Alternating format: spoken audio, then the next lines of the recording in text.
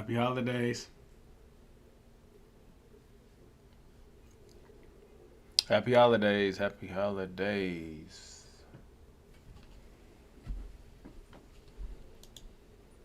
I'm gonna go pick up the food.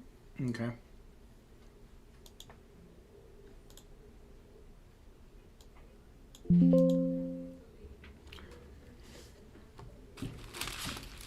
So I want to come on, guys. Setting up my screen here still.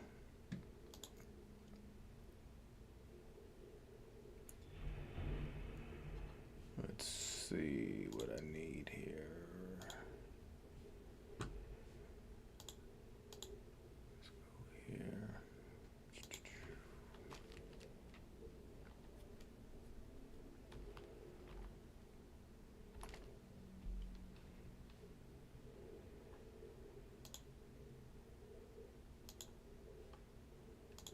Happy New Year, everyone. Just setting up my screen here.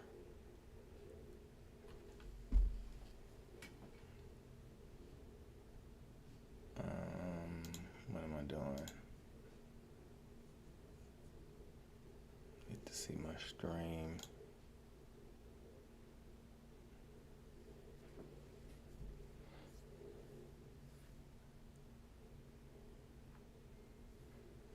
All right, I think I am in business.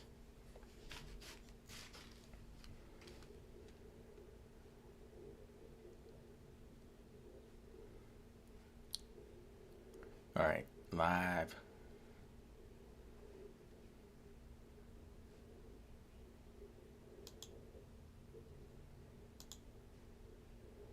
Hey guys, welcome to SoCal Training Team. I am Leonardo Singleton, and just here to answer questions in regards to adult residential facilities, elderly facilities, group homes, short-term residential therapeutic programs, and then other business questions as well.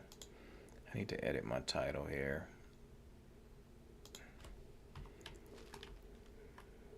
But just want to get on here and help anybody out that needs any type of, have any questions that they need answered or any issue that they need resolved. You could be an existing facility owner, a new facility owner, trying to get in the business, etc. I can answer any of the questions that you guys may have. Trying to make this a regular thing where I get on here and provide information to you guys for free, and answer your questions as you type them in the chat as well.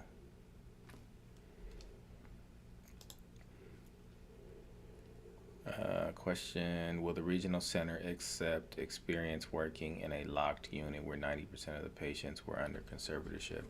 No, they won't. Has to be regional center home. Regional center wants you to specifically have regional center experience. That's one of their caveats that they have, and they won't bend on that rule. It has to be regional center experience. Not only does it have to be regional center experience, but it also has to be the experience at the level of care you're trying to provide for the facility that you're trying to open. So, for example, if you're trying to open up a level 4I, your experience has to be in a level 4I.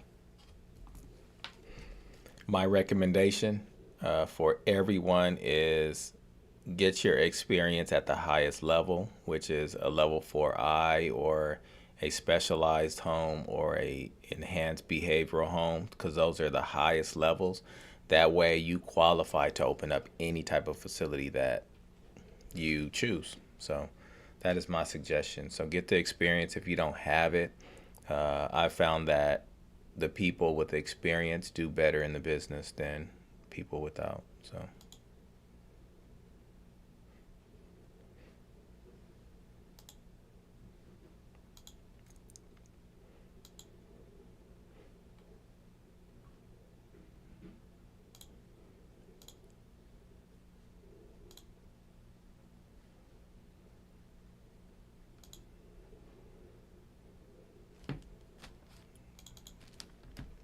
So as I sit here and do work, I'll answer you guys' questions, trying to be doubly productive here.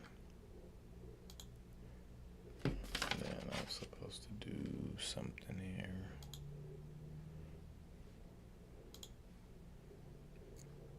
No problem.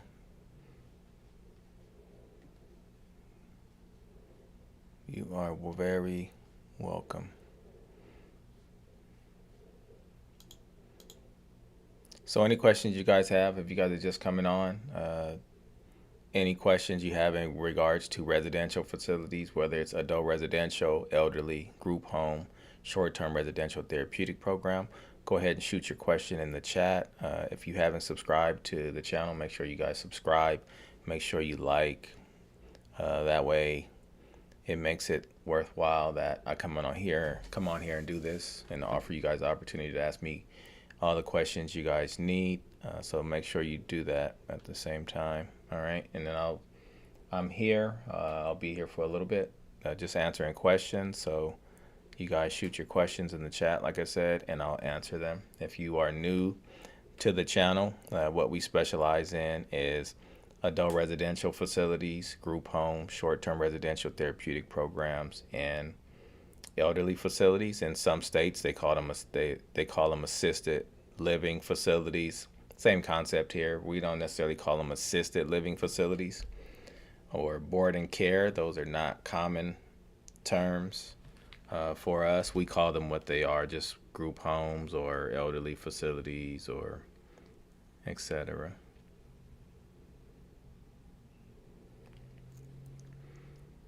At what point during the 12-month experience requirement should I start to look to get my RF admin courses and require course done?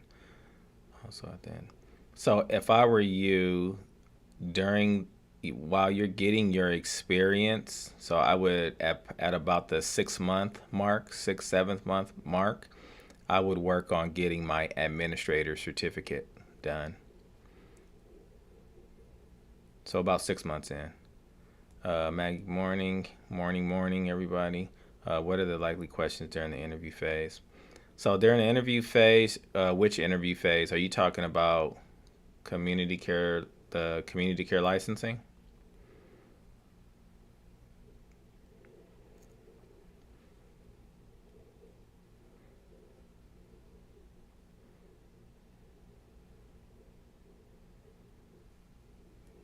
That is a good question. I just want to make sure if you're talking about community care.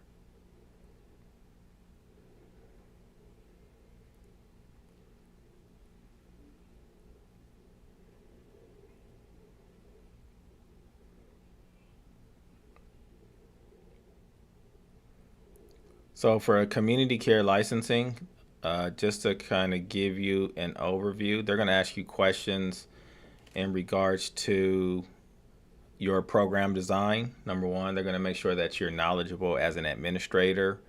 So they're going to ask you questions in regards to medication, staffing, how many hours does an administrator need every 2 years, who's going to train your staff, what's your food program going to look like, all the information that's basically in your program design that you submit to community care licensing.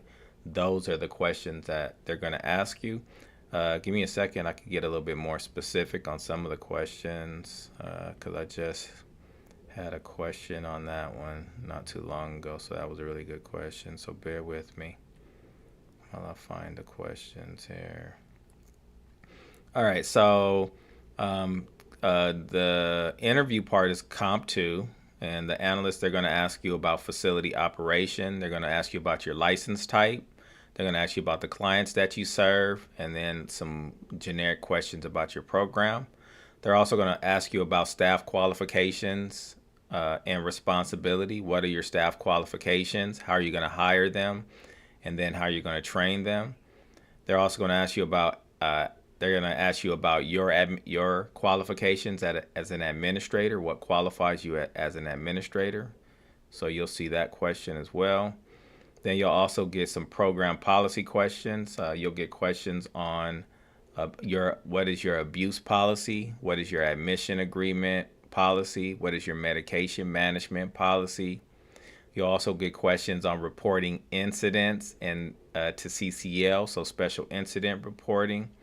And then they'll also ask you about your restricted and prohibited conditions. And don't fret if you guys miss any of these. You guys can go back and watch this video. Then they're gonna also ask you about your grievance policy, your complaint policy, and then what type of community resources you're gonna utilize. They're gonna ask you about physical plant. That's your operations, your food service, like I said a little bit earlier. And then they're going to just review your application. They're going to make sure that all your health screening, your fire clearance and stuff is up to date. So those are the top, I'm going to say the top 6 things. So the top 6 things: the facility operation, what type of facility you are, what type of population you're going to serve. Number 2, they're going to ask you about staff qualifications. What type of qualifications do your staff have? What is your hiring process? Number 3, they're going to ask you about your qualifications and your job duties, what you should be doing in the facility. And then number 4, they're going to ask about just policies, your abuse policy, your admission policy, your medication management, your special incident report policy, and then your restricted prohibited conditions. And then number 5, they're going to ask you about grievances and complaint policies, and then what are your community resources. And then the last thing is they're going to ask you about just physical plant stuff, such as food service, what time are you serving breakfast, lunch, dinner, snacks in between, etc. So that gives you kind of a general overview of what they're going to ask you in that second part of that interview. If you know your program design, you should be fine. And also you can have your program design there with you. Hopefully that answers your question, Maggie. What do licensing look for when they do the pre-licensing walkthrough at the facility? Quite a few things they're looking for. So your facility, this is dealing with facility walkthrough, and this goes across the board for all facilities, pretty much. They're looking for the facility has to be ready to go, basically. So it has to be fully furnished. All your bedrooms have to be set up, family room, kitchen, all that generic stuff. Hopefully you know that part. It has to be set up. They are going to look at a key to the bedroom is that the bed is made up properly, where you have your mattress cover, you have a fitted sheet, a flat sheet, a comforter, a pillow, and then a throw blanket, and then you have to have an extra set. That's the main part where people typically fail, is that bedroom part. You have to have a dresser, you have to have a nightstand with a lamp on it, and then you have to have adequate closet space as well. That's the main part of your setup. Of course, in your kitchen, you have to have all your appliances and all that. I know some of this stuff seems like it's common sense, but I'm sure a lot of you guys will miss it still. But you have to have, your refrigerator, your stove. You have to have all your pots, pans, dishes, utensils, all that good stuff. You have to have all that. You have to have 4 folders set up. So you have to have, depending on how many clients you have, if you have 4 to 6 clients, you need to make sure that you have binders, mock binders set up for them. You have to have a medication binder as well. And then on your wall in your office or in a common area, you have to post all your labor laws and all your different policies and your personal rights. So that all has to be posted. You have to ensure that you have your exit signs posted, your map posted by the front door, and then so that's the brief summary of it all.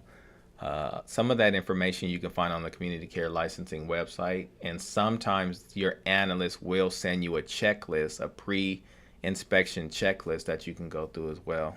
So hopefully that kind of answers your question about the facility walkthrough. So you need to be set up and ready to go. You need to make sure you have those folders. Those folders are important. Currently own and live in the property I would like to license. Would I have to already be moved out the property when it comes to inspection process?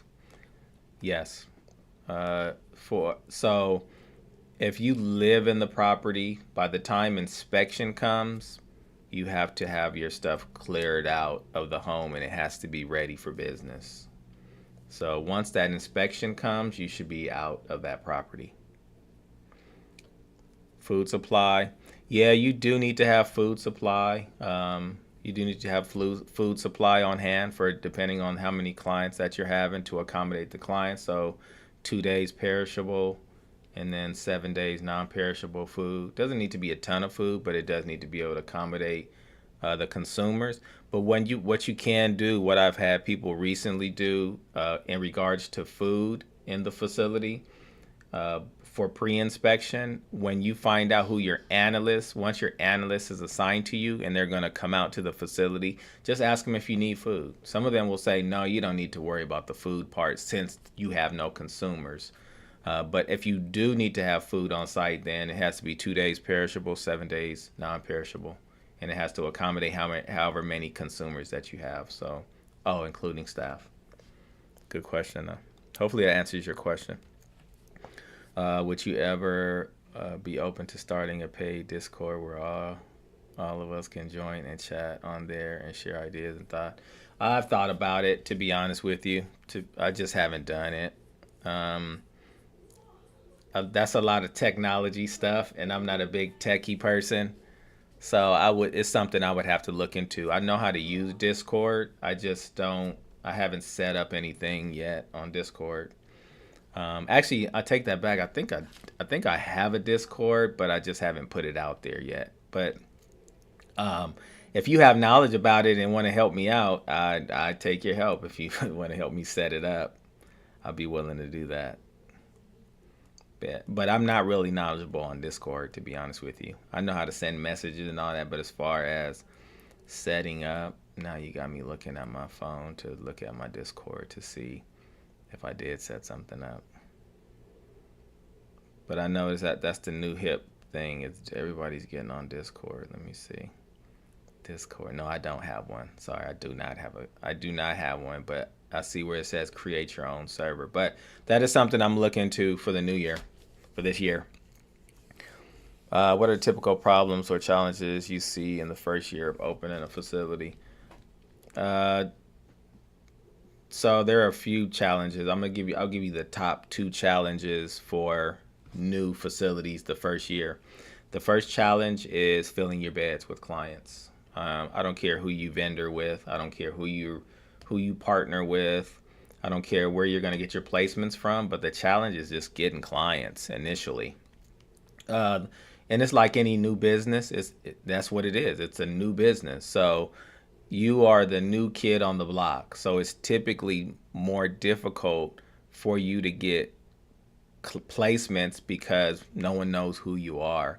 So that for that first year, you're literally building a reputation and you're out there hustling and trying to connect with the placement agency, whoever you're getting placements from, whether it's from the regional center or any other agency. You're trying to get your name out there and be known. So that's the first thing. Everybody thinks you get licensed, you get vendored, and you fill your beds right away. Sometimes it does happen, but for most of us, no, it doesn't happen that way. It takes time. The second challenge, and I'm just giving you the top 2. The second challenge is staffing, finding good staff that you can train and that you can work with that are dedicated, loyal, and committed to your agency. Those are the 2 top things that we run into, especially that first year. So your first year is going to be rough. You're going to get beat up your first year real bad. But your second year, third year, it should start getting smoother as you master and get to know the more the business side of it. But that's why I'm telling you guys, get that experience in, because it does help you. And then you'll have a little bit more knowledge going in. So hopefully that answers your question. Maggie, administrative certificate is pending, and I got feedback from my analyst that my certificate is missing in my application. What is the best way to tell him that my certificate is pending? So what I do is I just screenshot it. Maggie, you just screenshot your pending application. I'll show you. Let me go to. I'm gonna show you what I would do if I were you. I'm gonna just add another tab here. I'm gonna just go to licensing, the licensing website. And then what am I doing? I'm going to administrator certification, information for administrators, and then scroll down here to active and certificates and pending application list. Then you have active certificates, and then you have pending initial application. So we're going to go to maybe pending renewals. That's probably where you're at somewhere. You're going to bring the screen up.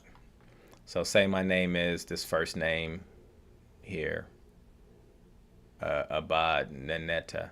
I would capture that screen. So I would screenshot it. Oops.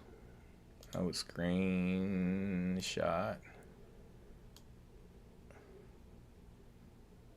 Just like that. And save it. And then this is what I would send them. So it has your last name, first name, certificate, your application receive date, and it just shows that it's in the system. This is the pending. So that's what I would do.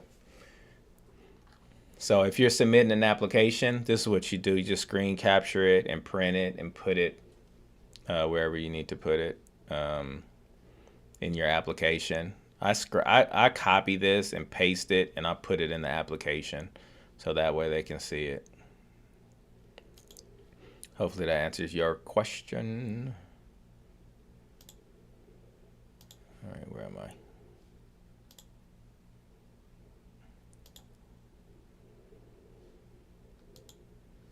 I didn't mean to do that. I'll let that up.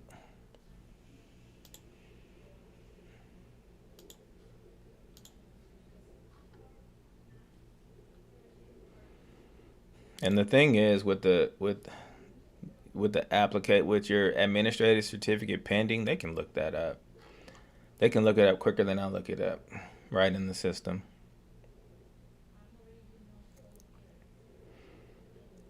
I actually sent it with my application, but yet I got the feedback to certificate. So you sent it with your application, and then they sent you feedback saying that your application was missing the certificate. Is that what you're saying? Yeah, they're not gonna pick up their phone, Maggie. You gotta send them an email. Send the analyst an email. Are you talking about the analyst, your analyst in Sacramento? Is that where you sent your application? I'm sure.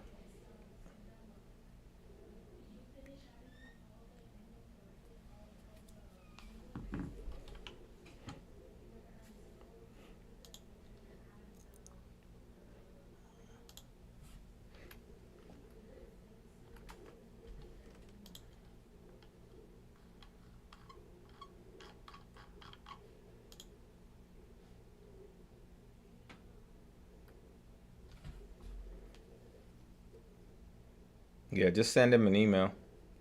Did you get a letter? Did you get a correction letter already? You got a letter from community care licensing that tell you what you need or the corrections that you need to make. And then in that correction, your administrative certificate was one of the issues.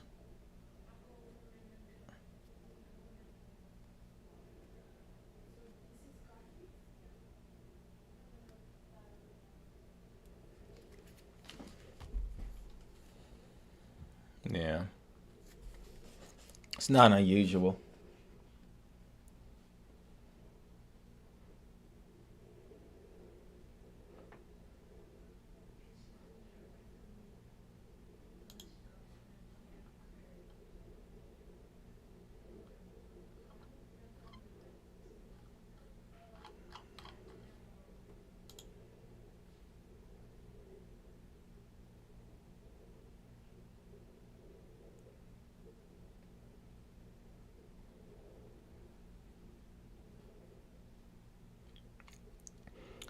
Yes, I got their first response about my application with the analyst contact, and the things I'm missing include an administrative certificate.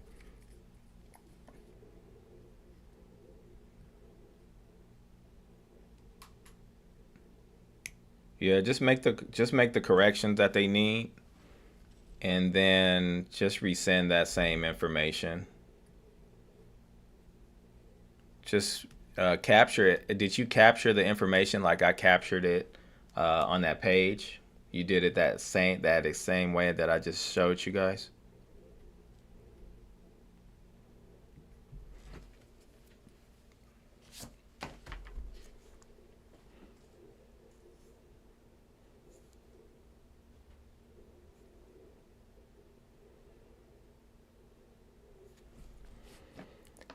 What are your recommendations on first-time businesses gaining clients?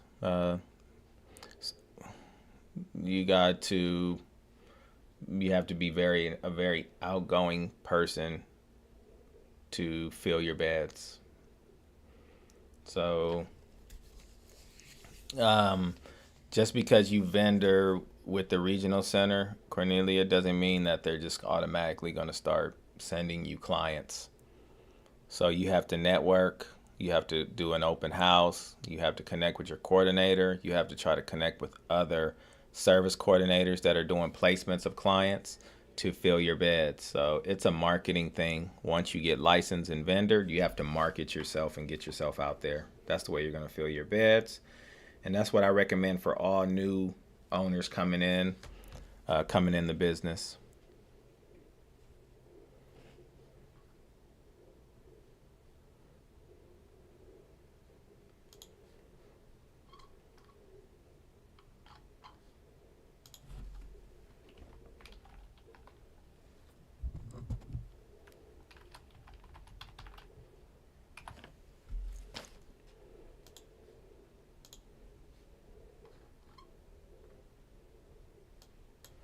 Yeah, Maggie, unfortunately, sometimes you get analysts and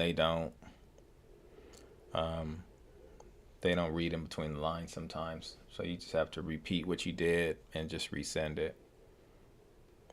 Do you recommend seminars? Seminars for what, Cornelia? How to fill your beds? I don't know if they have any seminars on how to fill your beds or how to get clients, to be honest with you. I don't think anybody does that.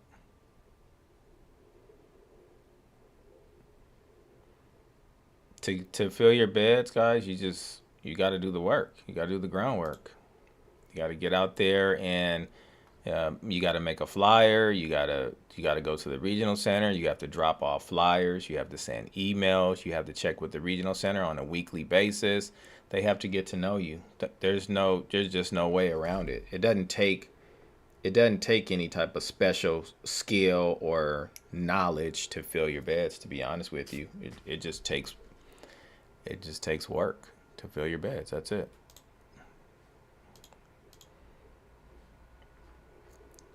Oh, how to learn the let's see, is getting a client from CVRC hard? My vendor agreement says I will only accept CVRC clients. Um, I mean, that depends on what you mean by hard. Is it difficult getting clients from them? It shouldn't be, but once again, you got to market yourself. You got to make a flyer. You got to do an open house. You got to get out there in order to get clients. I don't care what regional center you're with. You have to do the same concept with all the regional centers. You have to market yourself still, although they said, hey, you're vendored and we could place clients in your home. They still have to understand and recognize that you're on the radar. And how are they going to find out if you're even available out of their hundreds of homes that they already have if you don't market to them?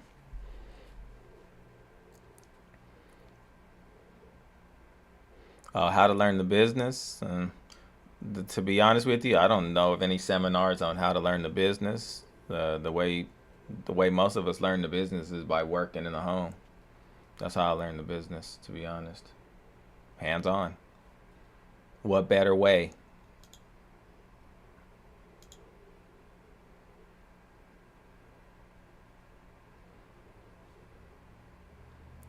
So with to invite them to the open house, you guys should have a a manager, a resource developer. You send an email to the resource developer, and you let them know that you are going to conduct an open house, and then you ask them, can they distribute the flyer that you make out to all the service coordinators so they know that they're invited to come out.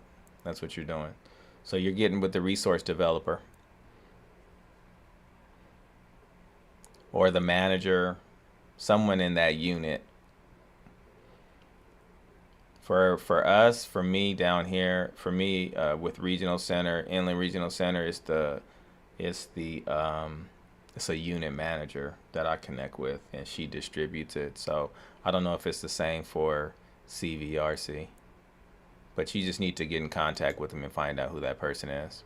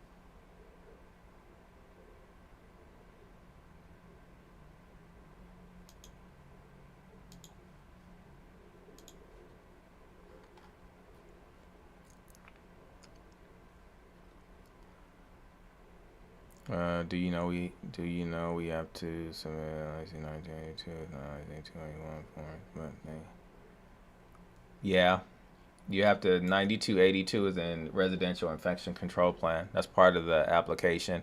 It's not listed on the 281, but it was a new requirement that they implemented during COVID. So yes, you have to submit a 9282.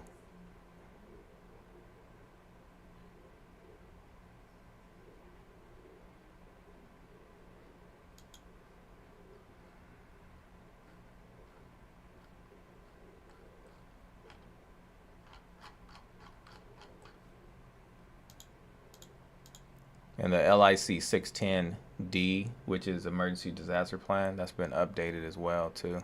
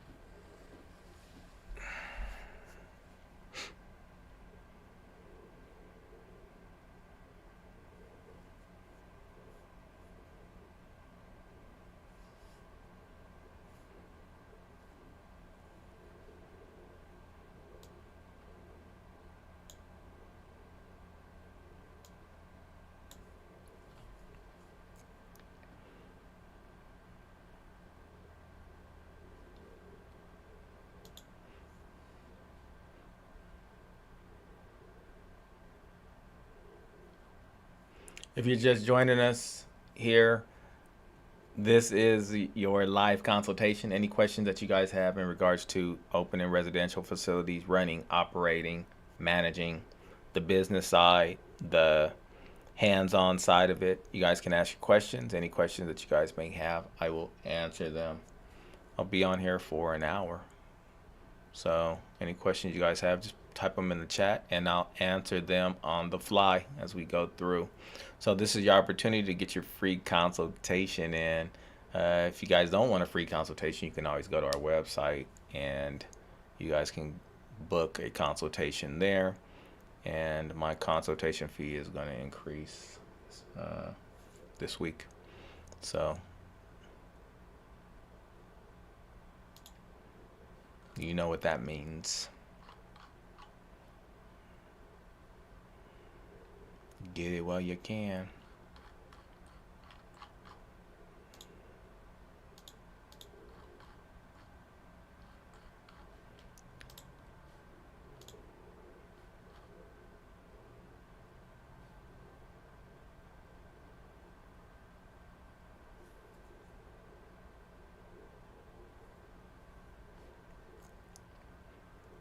Is it better to have 8-hour shifts or 12-hour shifts, or does that matter? It doesn't matter.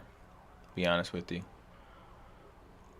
As far as shifts, I run 8 hour shifts, 6 a.m. to 2 p.m., 2 p.m. to 10 p.m., and then 10 p.m. to 6 a.m. 3 shifts. Same on the weekends.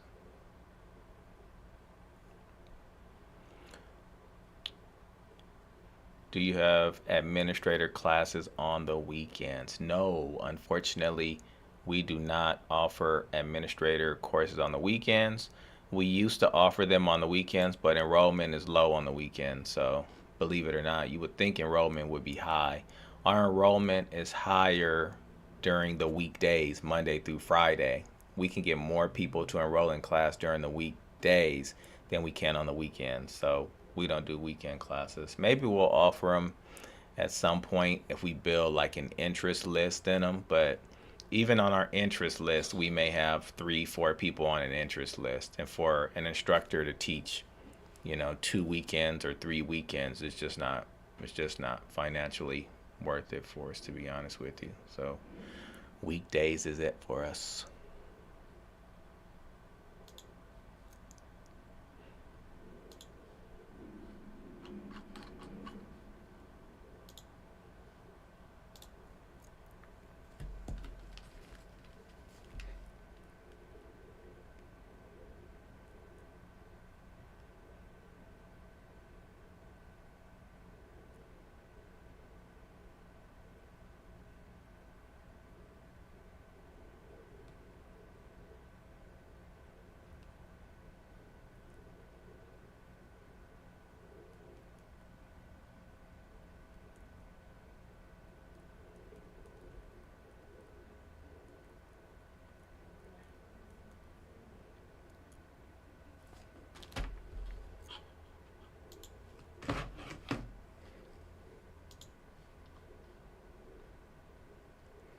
Does an ARF require staff to have an HHA or CNA, or is that up to the administrator?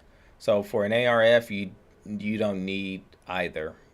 You don't need an HHA or an CNA. You don't need any medical staff just for a generic, straightforward facility. You don't need any of that. You can open up those type of facilities that require you to have CNAs or LVNs or RNs, etc. But it is not required for just the general facilities. There are different types of facilities that will require that, but a basic ARF, no, you don't need it. How many full staff do you have for a 3 client? How many full-time staff do you have for a 3 client home? It depends on the level of care. If it's a high level, your ratio is 1 to 2. So if you have 3 clients and it's a higher level, I'm talking about like level 4I, you need to have 2 staff on duty. What is the ideal starting wage for direct care staff? The average now is about $18 an hour for starting wage for direct care staff. 18 is about average.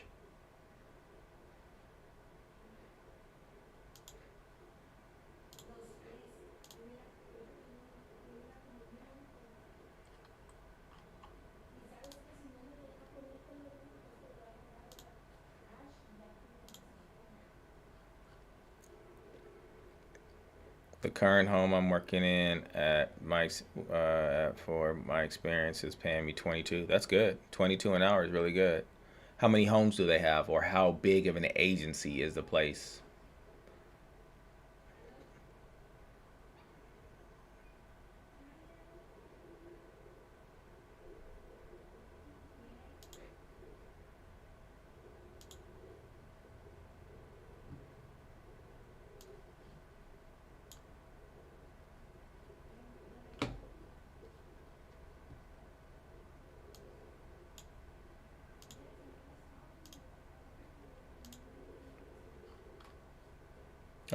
I'm gonna say that the place you're working at is a larger place. They're not just a regular 6 bed, 4 or 6 bed facility. They're probably a larger agency. They have several homes or more than one home, or they're just a huge agency.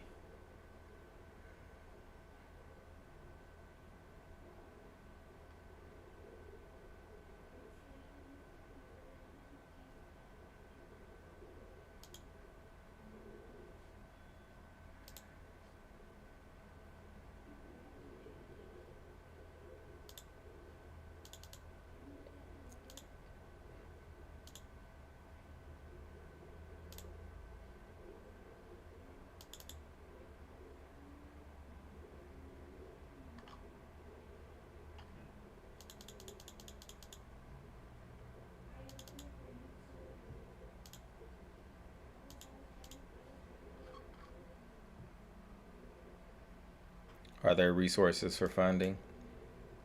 There are some resources for certain levels and certain types of facilities.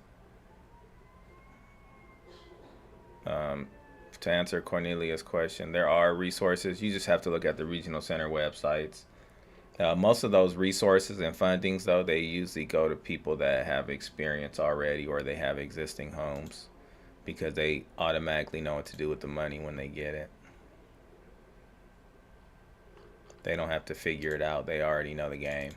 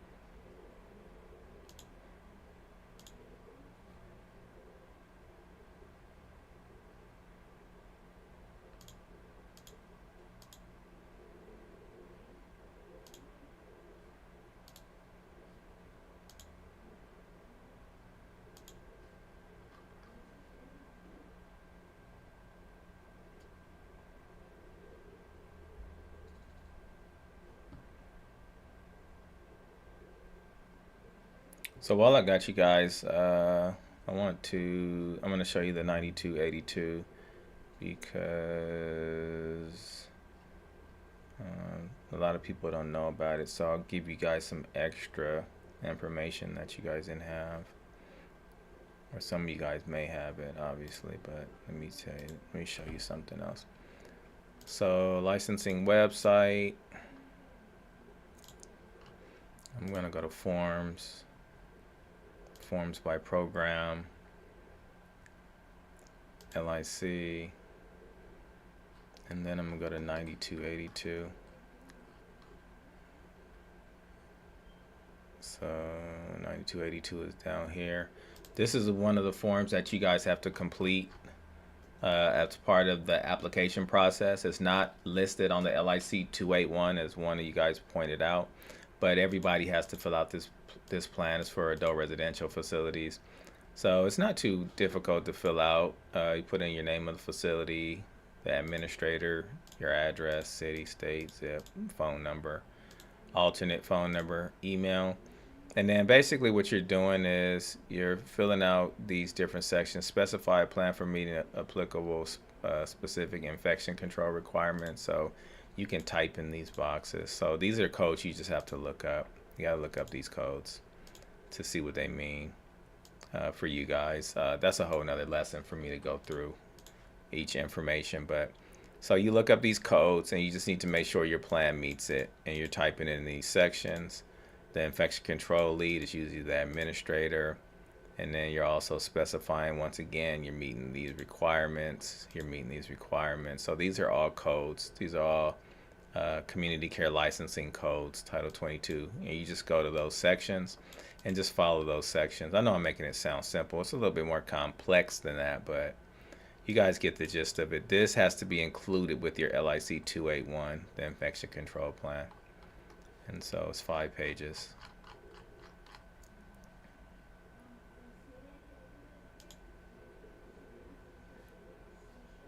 Any questions about the form, just let me know.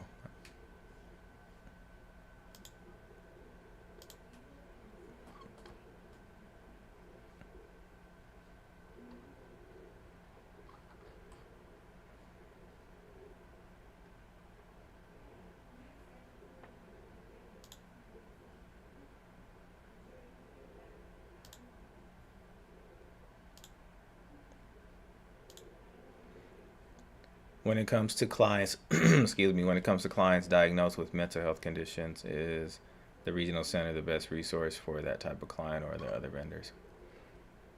So a regional center deals with developmentally, intellectually disabled clients. That's what the regional center deals with. Mental health conditions are going to be more of a state program. So you guys can look up something like DHCS, Department of Healthcare Services. That's one source. Then there are other sources out there that honestly, personally, don't deal with, so I'm not well versed on them. Regional Center is my area of expertise, but there is DHCS, which is Department of Healthcare Services. There's other programs in San Bernardino County and LA County that you guys can partner with. I can't think of some of the names right now. And then there's also things that are directly through the county as well. But a lot of that information you can find on their websites.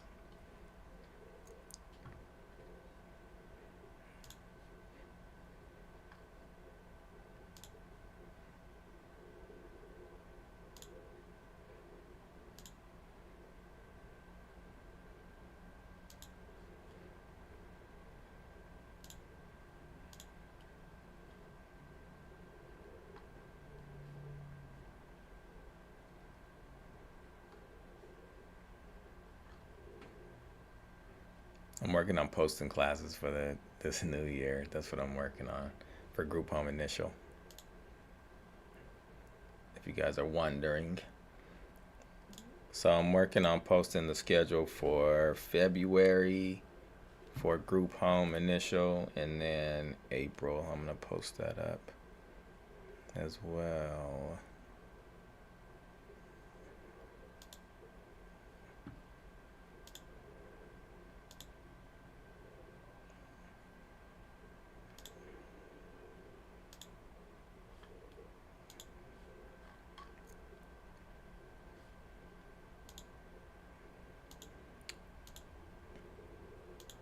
So questions, you guys got questions, ask them.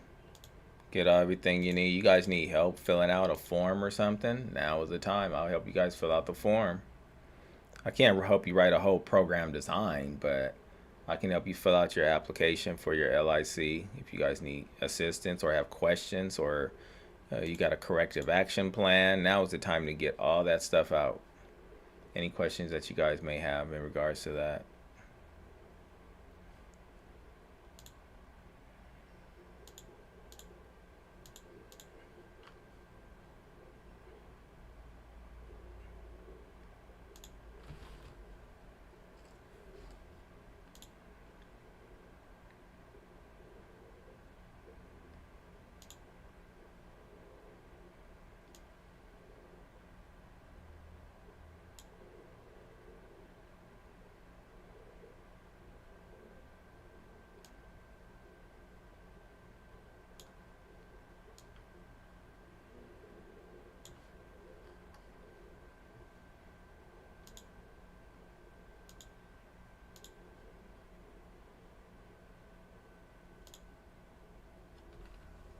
Group Home Initial.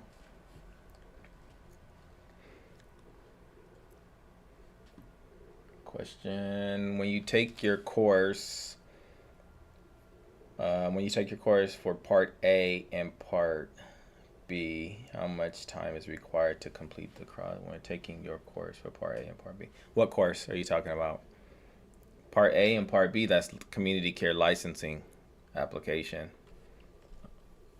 Are you talking about the oh, yeah, I know what you're talking about. Sorry. You're talking about the course that I offer online, the Part A and Part B. Um, how much time is required to complete the process? It's up to you. I don't know. To be honest with you, however long it takes you, I can do Part A and Part B in one day for me.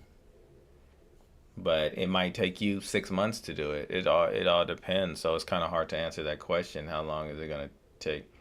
How long is it going to take you to complete the process? I have some people take that course and they finish their application and program this in a day or two as well. So it depends on you, to be honest with you. How soon do you want it done?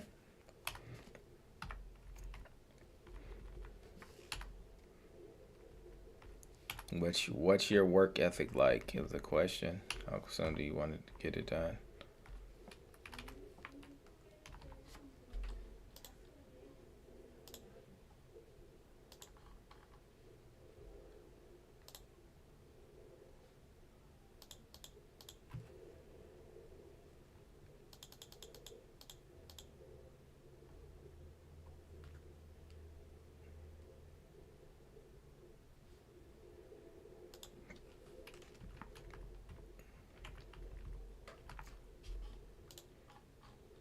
I gotta get used to putting 25 on everything. 2025.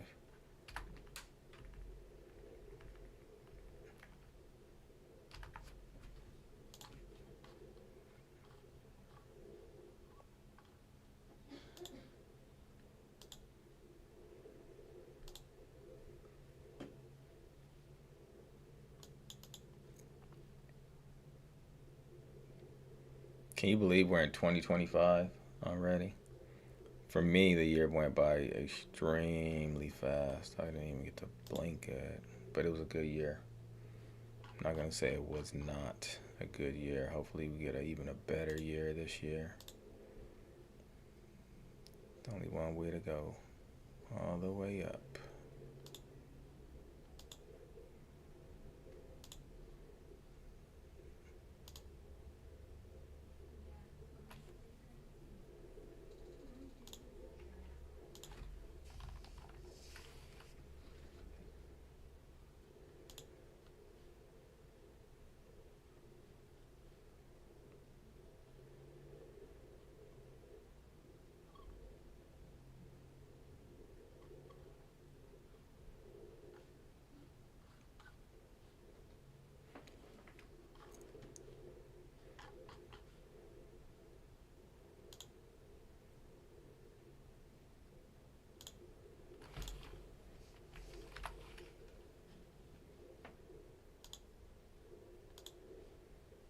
Let's see what I have going on here. Something's not right.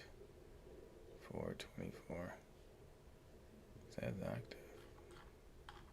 Did I do something wrong?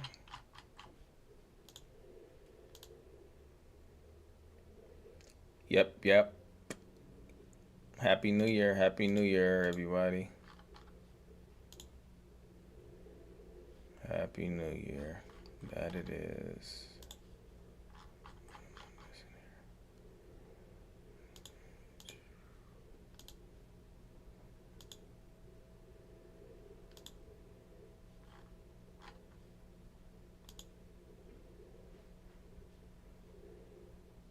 Oops, I accidentally saved over another form.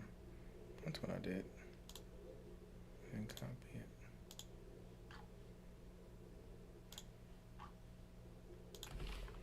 Questions, ask your questions. This is your consultation for the day. Go ahead and get all your questions that you need in regards to setting up, opening, operating adult residential facilities. My area of specialty is California, guys. A lot of people have been asking me from different states to help them set up facilities, but I don't do any other states. Not to say that the process will not be similar, but it's just my area. It's not my area of expertise. And so that's why I just do California, if you guys are ever wondering. I had people from different states asking me, hey, can you help me set up a home in North Carolina or Atlanta and all these different places? And it's just not something I'm familiar with. So I would have to be there. I would have to go through the process personally myself and learn the process before I could even offer that to you guys. So Cali is my location and it's where I set up homes. That's what I do. 23rd.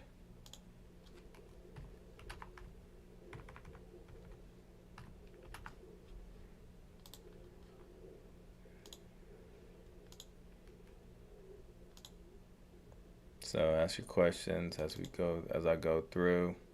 Like I said, just trying to be productive. I'm multitasking, getting your questions answered. I know a lot of you guys wanted me to come on a little bit more and provide information for homes, and I am here.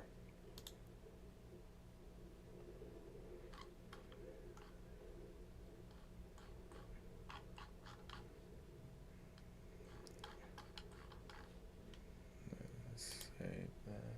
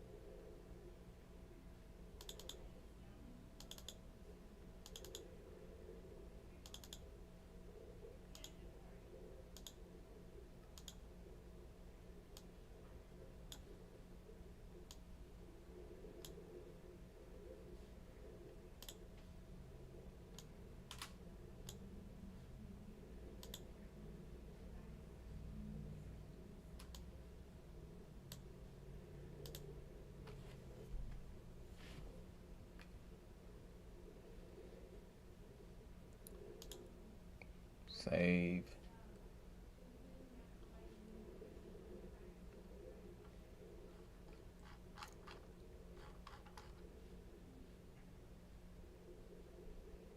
Let's go back. Let's see what this looks like. Refresh. Do some moving around.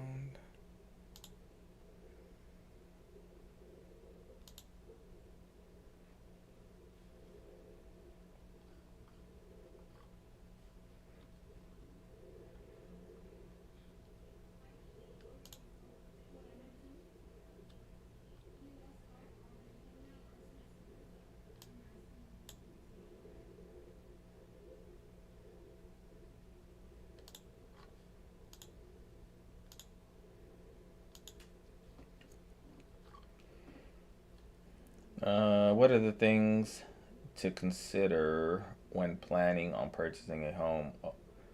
Open ARF in 4A through 4F setting. So if I were you, um, I wouldn't even purchase a home right now. I would submit my paperwork to regional. First, I would find out what the need is. This is what I would do if I had to start all over. I will find out what the need is from the regional center. Do they need 4A through 4Fs? Number one, that would be my first thing. If they say yes, they need that, then I would submit a letter of intent to open one without an address. I would just have address pending. And I would go through the regional center process of just submitting the program and getting that approved first. After the regional center approves it, then I would go locate a home in an area that I probably would consult with the regional center and say, what areas do you need homes in? And I would develop a facility in that area uh, that they suggest, where a shortage is. And once the program was approved through the regional center, and they were ready to vendor me, and the only thing missing is licensing, then I would go locate the property, furnish it, and then go through the community care licensing process. That's what I would do. That way, I would end up sitting on a home way less than 12 to 18 months, because to go through the vendorization process with the regional center is going to take you some time, maybe 4 to 6 months. Licensing is going to take you some time as well. So that's what I would do. Free game. I wouldn't even go purchase a property. The only time you're going to need an address, to be honest with you guys, is when you go to like community care licensing, because you have to submit an address with your application. I don't share that with everybody, by the way. Great question, though. Great business question.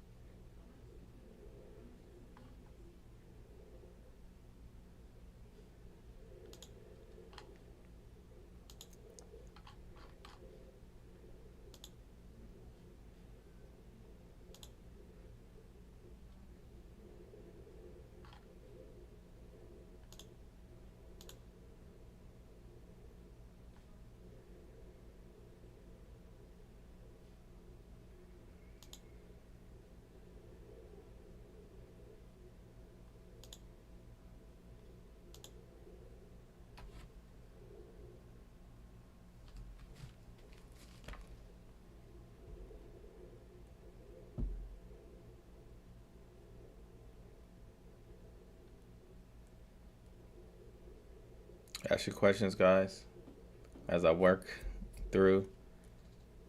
Any questions you guys have, I'll go through and answer. You need help filling out a LIC form? Let me know. I'll help you. I'll walk you through it. Would you do that the whole? Would you do that the whole thing while still doing that? Yeah. So would I do that while I'm still getting experience? Well, so you can't go to the regional center until you have that experience. So you got to wait. You need your experience in order to go to the regional center. So you're in a holding pattern until then.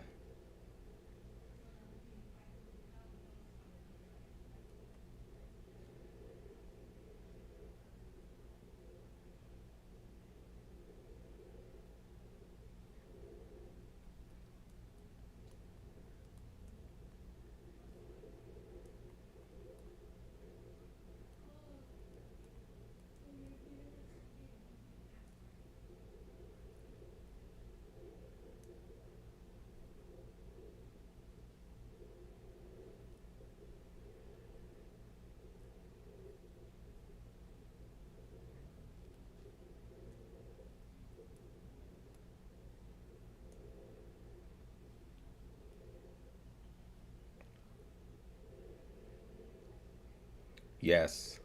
So submit the letter of intent after the experience is completed. Yes. Wait to submit your letter of intent until you have the experience, because part of your letter of intent, you need to write your experience in that letter of intent. So you have to wait anyway. So just be patient. Be patient. Get your experience in. I'm telling you, you'll thank me later for getting your experience in and then going and to develop your facility. Because while you're getting your experience, you're learning so much that you're going to need for your experience. You're going to walk into your own facility knowing what needs to be done and knowing what you don't like about the facility that you work out and what you would do differently, and you can implement those things at your facility.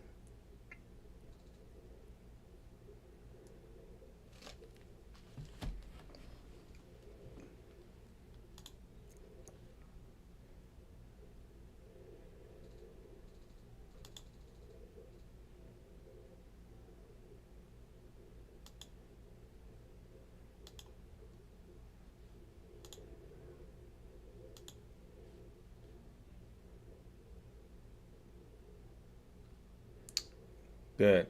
Glad I could paint a clearer picture for you. That's the whole idea of me doing these consultations, to give you guys an idea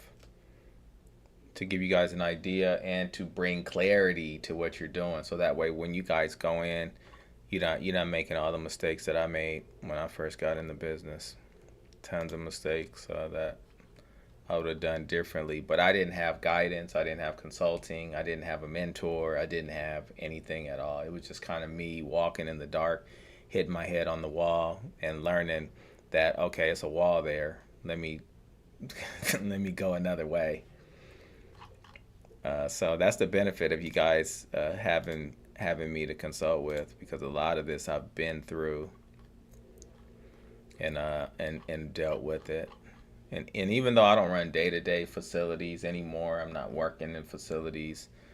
Um, I do a lot of consulting on developing facilities and and the like. So my background is all in facilities, but like I said, I don't run day to day stuff any longer. I've moved on to different things, but my foundation is facilities, group homes, adult residential facilities, elderly facilities. Did them for over 20 years.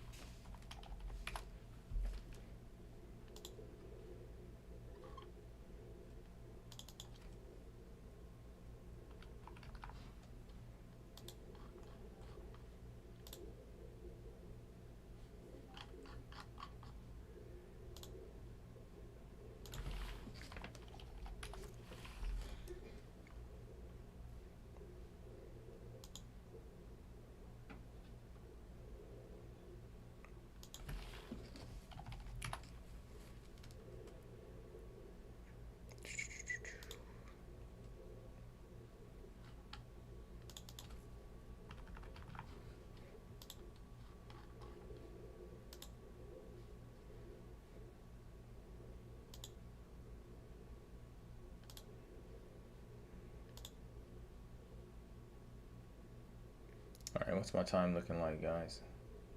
What is my time looking like? Okay, I've been on an hour. All right. What was the last thing I wanted to show you guys? Just wanted to navigate really quick through. I'm gonna navigate really quick through the. I'm just wrapping up, finishing some forms. Some of these forms are prices are. I'm increasing prices, guys, for the new year. It's just an unfortunate, not an unfortunate, but so fortunate part of the business that we do. Uh, Prices increase for us. Rents increase. People want increases. You guys like pay raises and stuff. So, like anything in life, groceries, gas, everything has to go up, and that's the nature of the beast. So you'll notice that my prices are increasing. It's not because I'm just greedy, but people that want increases and raises, we have to pass that on to someone.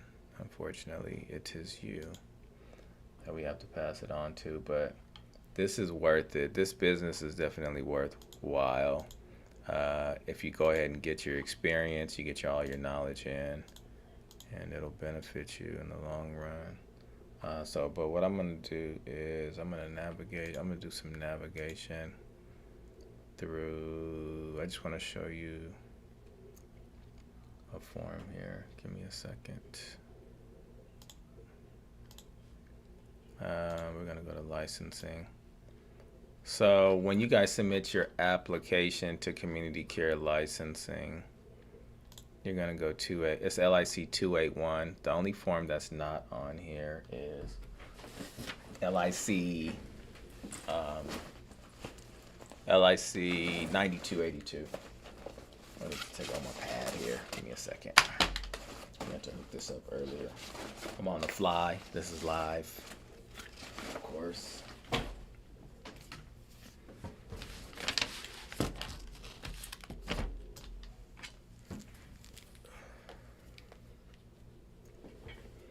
Where's my USB port? I need it. Give me a second, guys.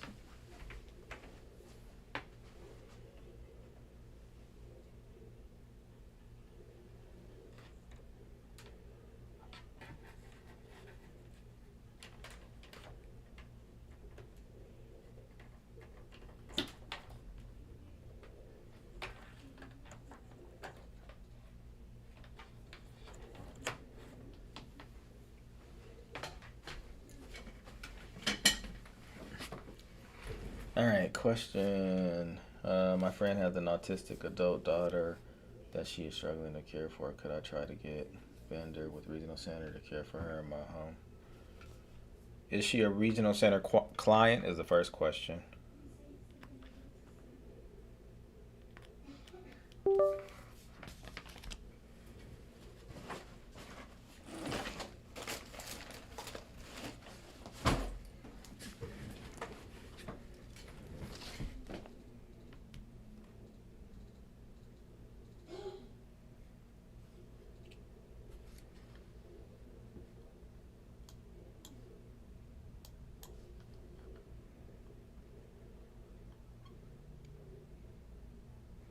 All right, while I wait for a response from Deb, I just need to know if she's a regional center client. The only thing missing on this LIC 281 is the, let me get my pen dialed in, is the LI. Won't let me write on the screen now.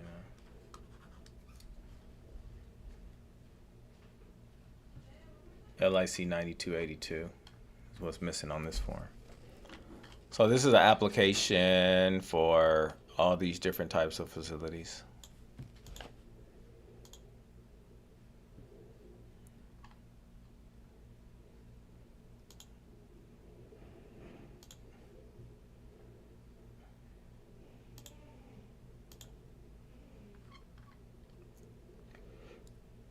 So the first thing, Deb, you got to find out if she's a regional center client, because then there's other steps involved. Is why that's what I'm getting at. If she's a regional center client, what level of client is she? Is she a level one, two, three, four, 4A through I? And then the next thing is she's an adult, so it will be an adult residential facility. And then the next thing is she would have to be placed in a residential facility after that, which would be technically your facility. And then do you have the experience and the qualifications to meet her needs and then anyone else that's placed in your home as well? So you got to take all that into consideration.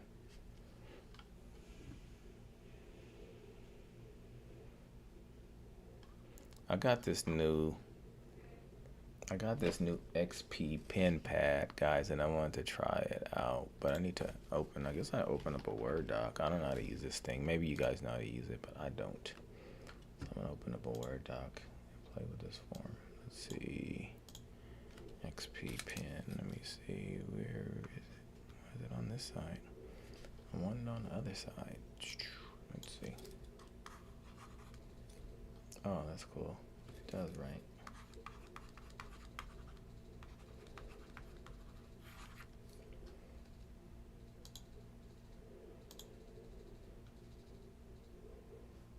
I can't write on this side, though. I wonder why.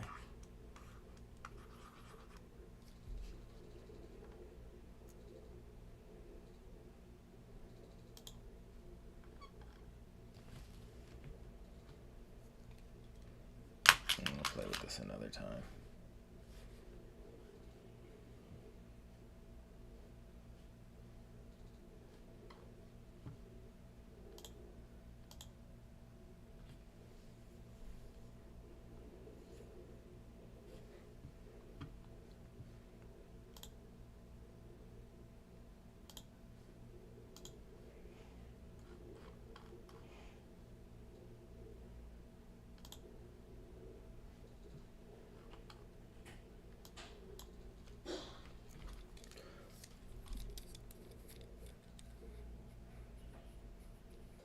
Yeah, no problem. Yeah, find out what level, and then you can kind of go from there.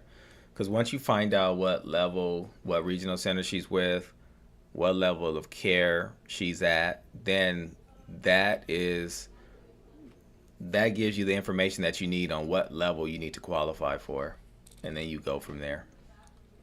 So that's the first step of the process. Find out that, and then at least you'll have a foundation. Then I can kind of guide you from there.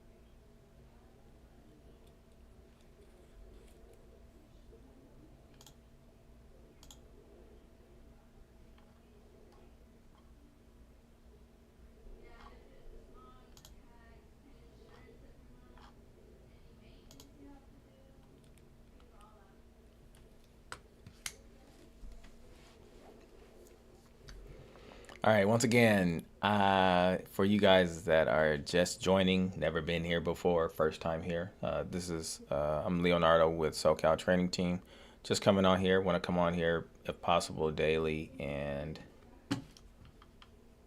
provide you guys with free consultations on how to develop or open or run, or if you have any type of questions in regards to operating a facility, if you're an existing provider or new provider, or just new to this field in general. I can give you guidance on what you need to do to potentially open a facility, or if you're looking for employment at facilities, I can also connect you with different facilities in your area. I'm familiar with, or I have clients that are throughout northern California and all different cities. So if you guys are looking to get your experience, I can probably help you with finding different locations that you can apply for to get your experience.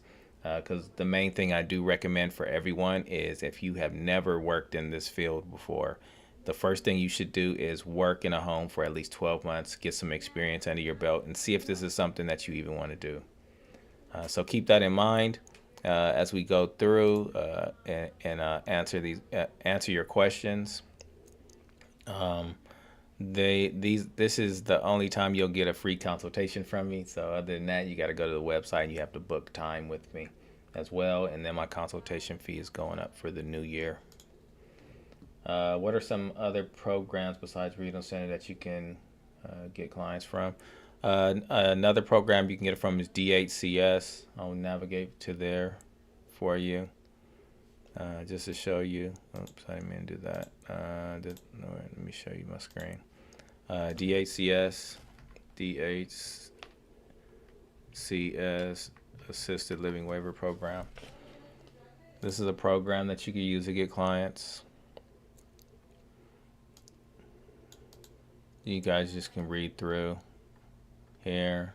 They give you everything that you need on list of ARF facilities, everything. So this is one place. The other option is private pay. You can do private pay clients. Another option is sometimes the county. So if you're in one of these counties, they have contracts that they issue out, kind of like the regional center, where you can become a placement agency for the county.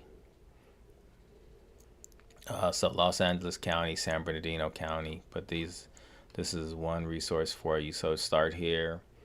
So those are the main sources that most of us get clients through, though. So either private pay, DACS, regional center, or you go through the county. Let me see if I can find it. Let's see, county of, I'm gonna say San Bernardino.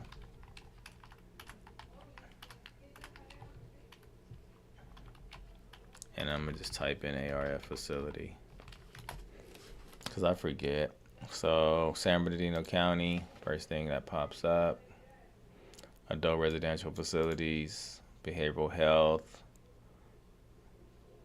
and then these are the type of facilities. This is the training that they did. So you can try this as well. These are some facilities here, and this is through San Bernardino County. And unlock community adult residential, enhance adult residential, social rehabilitation facilities. So those are going to be your main sources that I can give to you. And I'm pretty sure LA County has the same thing as well. So you can try these out. And then enhanced residential facility, they talk about contracts, social rehabilitation facility contracts.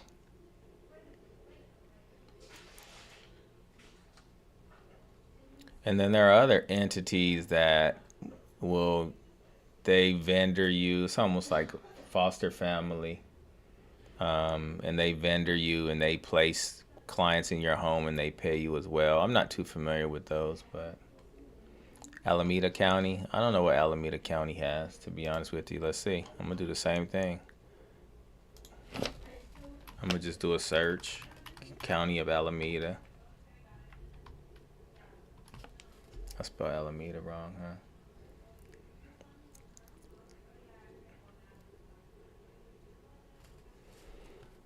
What's this?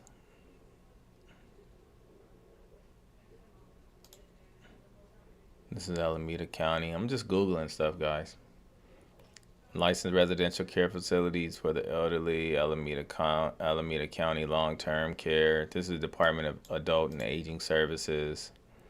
It looks like it's for elderly facilities, but you get the concept.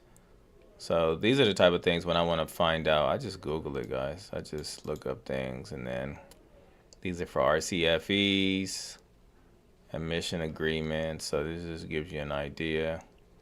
And then you have all these different facilities listed here. So this is for elderly, but I'm pretty sure they have one for group homes too. But I would start here. See this Department of Aging Services? This is where I would start. I would start there. Just go from there. Adult residential facilities. What's this? This is board and commission stuff.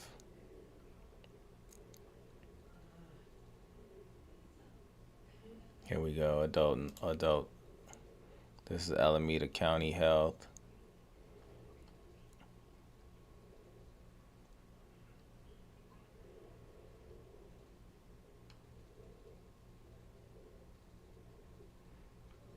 So this is where you want to start if you want to find out more about Alameda County. I would start with Alameda County Department, Behavioral Health Department. This is where I would start. And I know these are referral lines and stuff, but I'm pretty sure it's contact information in here. And I would just reach out. I just reach out to them. That's how I found out a lot of different things, guys. I just push myself, and when I want to get something done, man, I'll call 1,000 numbers if I have to, and I'll be told no 1,000 times, but I'm okay with being told no.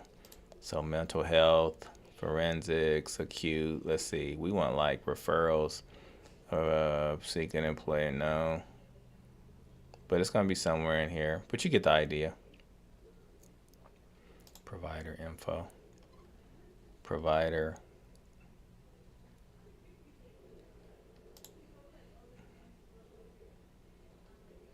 So I'm just kind of going through, just seeing what they offer. I was just curious about that provider directory. Because once you find out where the providers are, you just need to figure out how you become a provider. So services.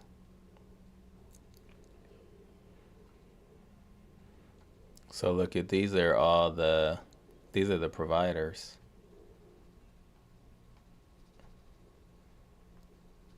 These are the providers. I don't know exactly. Some of them do consultation, mental health services. But this is how I locate all the different services, guys, and I apply for different services. Once I figure out, like, okay, this entity does this or does that, I'll call them and ask them what they do and try to figure out more information. They have inpatient hospitals. They got everything. So you get the drift. Crisis residential services. So they do have residential services. They got this Bay Area community services. This is a residential service. So that tells you that they have residential services, and so they do contract. Here's another crisis residential services. Let's click on this Bay Area community one. So this one is in Oakland, ages 21. They got 65. They got transitional. This is a crisis residential service. Yep. And so what you need to find out is how you get placements through them. So that is another resource. So there's a ton of other resources. I don't keep track. There's so many resources, guys, for placement. I can't keep track of all of them. It's just too many. So I don't even try to. But as far as, that's why you guys come on here and do the consults, because we can kind of hash through and find the different services. So for mechanic, these are some good sources for you here. And then you kind of go from there. And this goes for any any county, any city. Mainly just look at the county stuff. I'm pretty sure even with the county, they have, I'm sure Alameda County has a site where you go to find contracts or different types of contracts that they have for behavioral health. So Alameda County behavioral health launch contracts.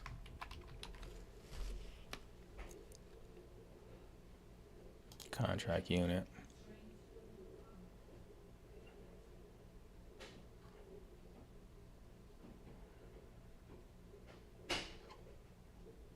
Their website is a little funky, but they don't make it easy for you to find stuff in these things.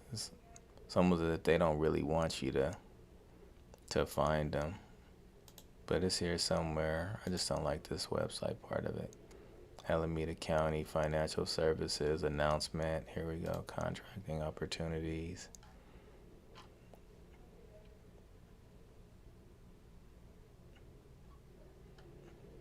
Okay, there's nothing there. This is the new year, so maybe nothing's coming out. But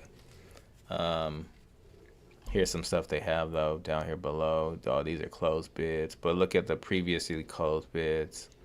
You have COVID stuff, family center care, home visiting and support, hospital-based infant development specialist. That's a program that I do. Interpretation, sexual health, but just to give you an idea. So these are contracting opportunities. And this is with Alameda County though. So Los Angeles has the same thing. San Bernardino has the same thing. I'm not going to say these things are easy to obtain or to complete, or because you do have to write business plans and all that. So they're not easy. But the resources are out there. What I've mastered is I know how to apply for those resources. I know how to write the business plans and budgets and all that. So I've kind of created a niche for myself because not a lot of people know how to do it and write them. So I'm able to write a lot of these and be awarded for them. So just wanted to show you that.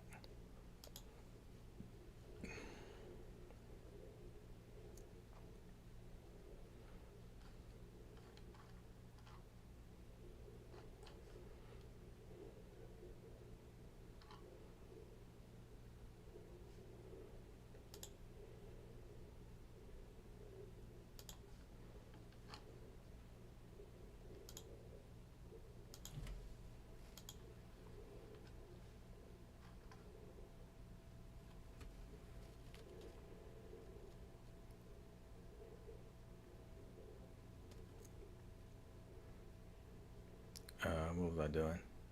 I just lost focus. I need to look at consulting.